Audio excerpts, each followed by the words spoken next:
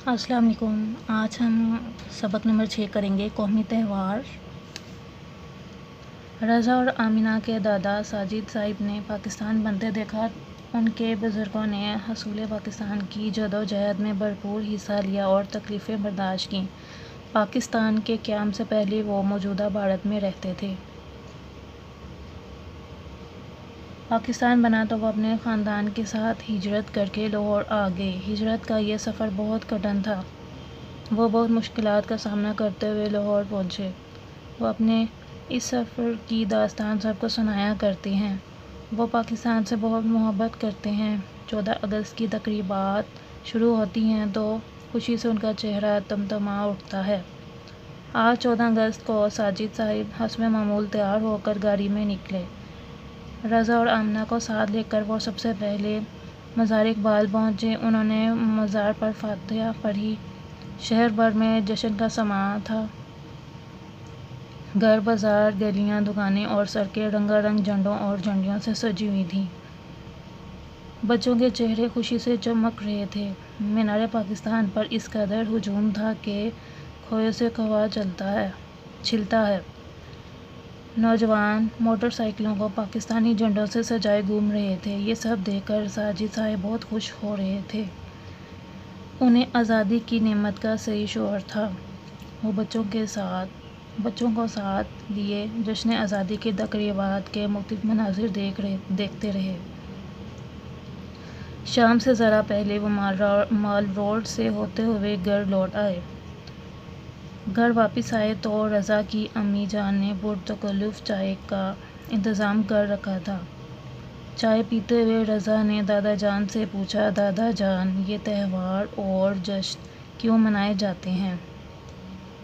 दादा जान, जिस तरह लोग अपनी ज़िंदगी के अहम दिनों को याद रखते और इन पर खुशी का इजहार करते हैं, इस तरह कौमों की इज्तिमाई ज़िंदगी में भी बाज़ दिन अहमियत रखते हैं। कौमें ऐसे दिनों को कभी नहीं भूलती। इन दिनों को याद रखने के लिए जश्न और त्यौहार मनाए जाते हैं। ये सब कौमी त्यौहार कहलाते हैं।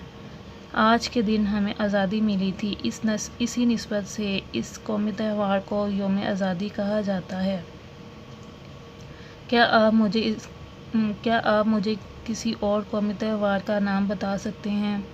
रज़ा, दादा जान, हम हर साल 23 मार्च को यौम पाकिस्तान मनाते हैं। दादा जान, शाबाश बेटा। 23 मार्च 1940 को मिंटो पार्क, लाहौर में करारदाद पाकिस्तान पेश हुई थी। इस दिन की याद में ये त्यौहार मनाया जाता है। इस दिन इस्लामाबाद में फ़ौजी परेड होती है। हमारा एक और कौमी त्यौहार यौम कायद-ए-आज़म रहमत अलैह है। ये बानी पाकिस्तान कायद-ए-आज़म मोहम्मद अली जिन्ना रहमत अलैह का यौम पैदाइश है।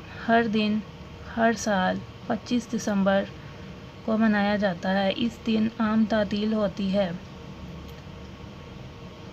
6 सितंबर को हमारे मुल्क में यौम दिफा मनाया जाता है। 1965 को हमारी बहादुर फ़ौज ने दुश्मन का डट कर मुकाबला किया था और इन्हें शिकस्त फाश थी।